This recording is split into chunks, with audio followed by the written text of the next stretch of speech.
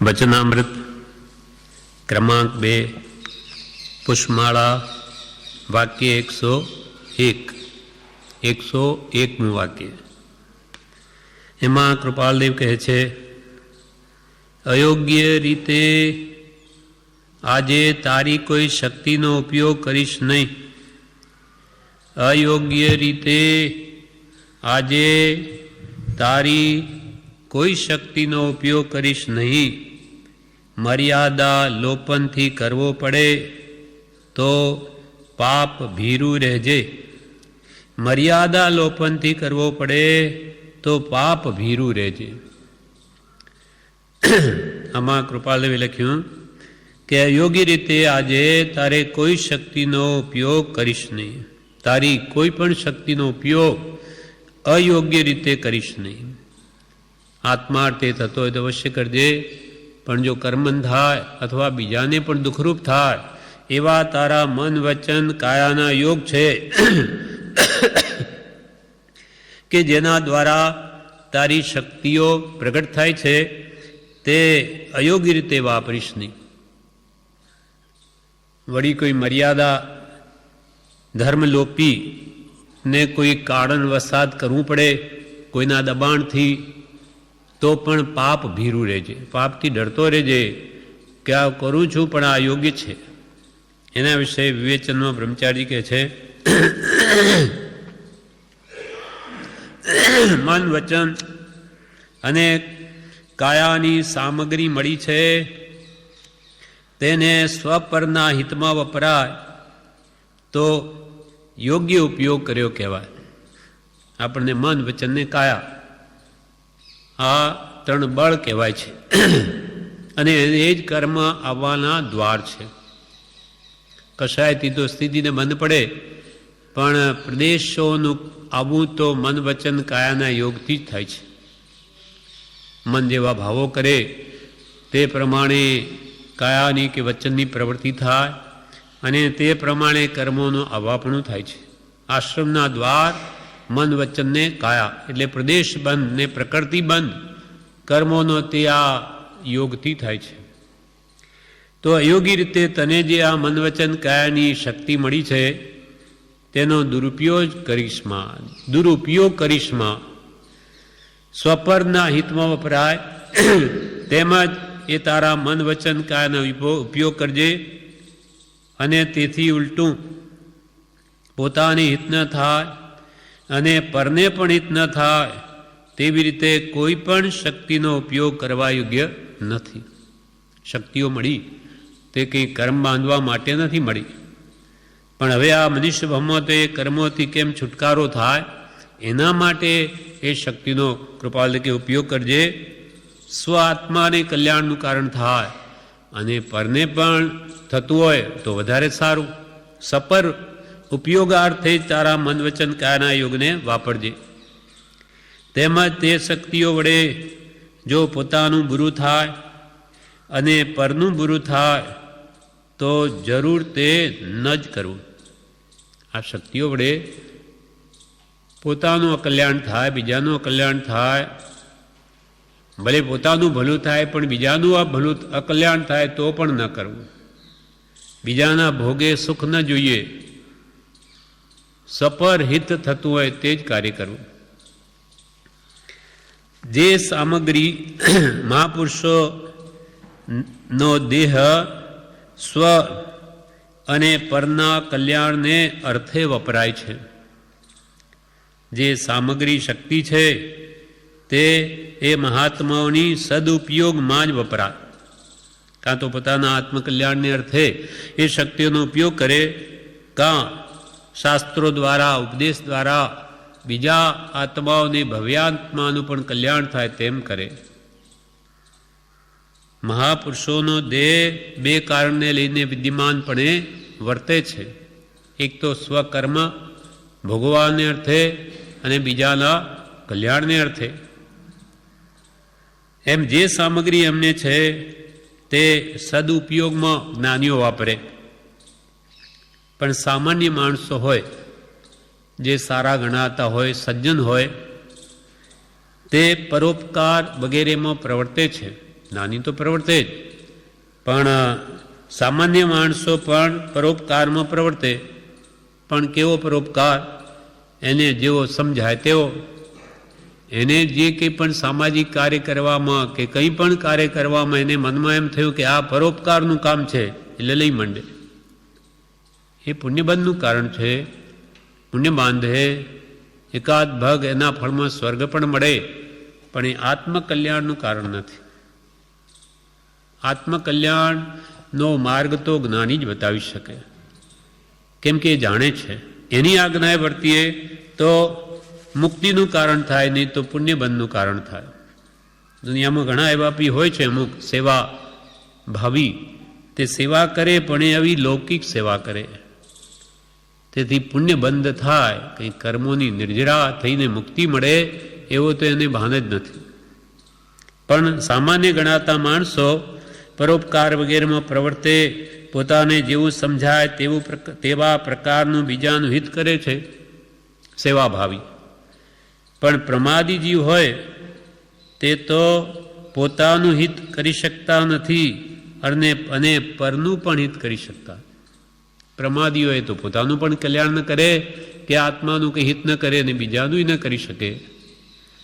અને જે દુષ્ટ જીવો હોય તે તો પોતાનું પણ અહિત કરે અને બીજાનું પણ અહિત કરે.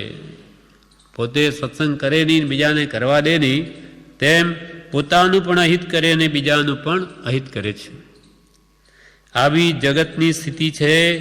તેથી સન્માર્ગને જે ઈચ્છે તેને પરમ કૃપાળદેવ ઉપદેશ આપે છે.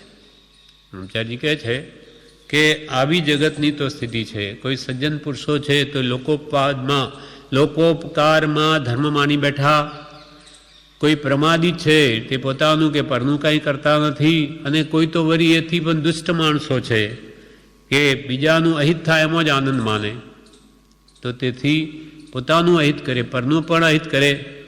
એટલે કૃપાલદેવ કોને કહે છે કે આવી જગતની સ્થિતિ તો આવી છે, પણ તેથી સન્માર્ગને જે ઈચ્છે, જે આત્માર્થને ઈચ્છે એવા આત્માર્થી માટે આ ઉપદેશ છે કે તમારે કેમ વર્તવું. તો કે છે અયોગ્ય રીતે તારી શક્તિનો ઉપયોગ કરીશમાં. અયોગ્ય, જેમાં સ્વ આત્માનું હિત નથી, પરનું પણ નથી, એવી રીતે તારી શક્તિઓને વાપરીશ નહીં. પણ પરાધીનતાને લઈને રાજા આદિના બલાત્કારે કે કોઈની શરમમાં તણાઈને કંઈ કરવું પડે. પોતાને કરવું નથી. પહેલાં તો રાજાઓના રાજ્ય હતા અને એને આધીન કંઈ કરવું પડે, ચાલે નહીં. અથવા કોઈની શરમમાં આવી ગયા હોય, કોઈ આપણા ઉપર ઉપકાર કર્યો હોય, સગાવાલા હોય. અહીંયા કે છે જેમ કે કોઈ સગાવાલાએ કહ્યું હોય કે આટલી સાક્ષી પુરુષો વગેરે, એમ અનેક પ્રકારે પોતાની શક્તિનો દુરુપયોગ થાય તેમ કરવું પડે તો આ પાપ થાય છે. પાપનું ફળ મારે ભોગવવું પડશે એમ વિચારીને ડરતો રહેજે. શું કરવું? રાજાને આધીન બલાત્કારે કરવું પડે અથવા સગાવાલા આને કારણે એમની ઇજ્જત રાખવા કરવું પડે, પણ આ પાપકારી છે, કરવા યોગ્ય તો નથી જ. એવો ભાવ રાખવાથી પણ પાપના બંધમાં ઘણો ફરક પડી જાય. એક તો ઈચ્છાપૂર્વક કરે અને એક ન છૂટકર કરે, એમાં ઘણો અંતર છે. કરવું નથી અને પણ શું કરે, એવા સંજોગો આવી મળ્યા તો કે છે કે ડરતો રહેજે કે આ પાપનું કામ હું કરું છું. પછી કહ્યું અયોગ્ય રીતે, કૃપાલદેવ કહે અયોગ્ય રીતે આજે તારી કોઈ શક્તિનો, મનની, વચનની કે કાયાની કે ધનથી કે તનથી, મનથી, વચનથી કોઈ પણ શક્તિનો ઉપયોગ કરીશ નહીં, એટલે દુરુપયોગ કરીશ નહીં, અયોગ્ય રીતે ઉપયોગ કરીશ નહીં. આત્માને સ્વપરહિત થાય એમ કરજે, એનું ના નથી. અને મર્યાદા લોપનથી કરવો પડે તો પાપ ભીરું રહેજે. હવે બીજી વાત એની સાથે કરી, મર્યાદા લોપનથી એ શક્તિઓનો ઉપયોગ કરવો પડે તો પાપ ભીરું રહેજે. એટલે મર્યાદા લોપનથી નીતિ આદિની જે મર્યાદા છે, જે જ્ઞાની પુરુષોએ યોજી છે, નીતિ મર્યાદા, તેનો લોપ એટલે ઉલ્લંઘન કરવું પડે કે કોઈના ત્રાસ કે શરમ આદિથી નીતિનું ઉલ્લંઘન કરવું પડે. જેમ કે કોઈ ઉપકારી હોય, તેણે કોઈ અનીતિનું વર્તન કરવા કહ્યું હોય તો તેના દાબથી કે તેના તેજથી તણાઈ જઈ કે એના શરમમાં આવીને કરવું પડે, કાં ત્રાસથી એટલે કોઈના દબાણથી પરાણે કરવું પડતું હોય, એની ઇજ્જત રાખવા માટે. એ તો કે મારી ઇજ્જત ચાલી જશે, તમારે આટલી તો મારે મદદ કરવી પડશે, અને સગા હોય તો એવું કરવું પડતું હોય મર્યાદા લોપનથી, તો પાપ ભીરું રહેજે, પાપથી ડરતો રહેજે. તે પાપ કરતા મનમાં ખેદ રાખજે. ટૂંકામાં કહેવું કે ખોટાને કદી સારું ના માનીશ. હું ખોટું કરું તેથી સારું છે એમ કદી માનતો નહીં. ભલે સગાવાળા માટે હોય કે પોતા માટે, ખોટું તે ખોટું જ છે. હું કરું તેથી શું થઈ ગયું? આમાં હું શું કરું છું, જેમ કોઈ જૂઠું બોલતો હોય અને પરોપકાર માનતો હોય તો પાપ ભીરું રહેવા કહે છે કે ભાઈ હું તો જૂઠ બોલું છું, એ પણ લોકોના હિત માટે બોલું છું, એમાં મારી દ્રષ્ટિ તો પરોપકારની છે, પણ તો પણ શું કામ જૂઠ બોલે? પણ સત્ય પણ કરુણામય બોલવા કહ્યું, એ પણ વાત છે. એમાં શું પ્રસંગ છે એ જોઈને પણ આમ જૂઠનો જ પક્ષ લ્યા કરે કે હું જૂઠ બોલું તો નહીવત બોલું. હું કંઈ બહુ જૂઠ નથી બોલતો, બીજા આખા દુનિયામાં બધા કેટલું જૂઠ બોલે, વાતમાં જૂઠ બોલે, એવું જૂઠ નથી બોલતો, હું તો કોઈક જ વાર બોલું. એમ જૂઠનો કદી પક્ષ લેવો નહીં. પક્ષ લેનારનું જૂઠ કદી જાય નહીં, એ વધે ઘટે નહીં. હું જૂઠ બોલું છું ગમે તે કારણે, જૂઠ એ જૂઠ જ છે, પાપ એ પાપ જ છે, ત્યાગવા યોગ્ય જ છે, હે છે. એમ જૂઠ બોલતો હોય અને પરોપકાર માનતો હોય તો પાપ ભીરું રહેવા કહે છે.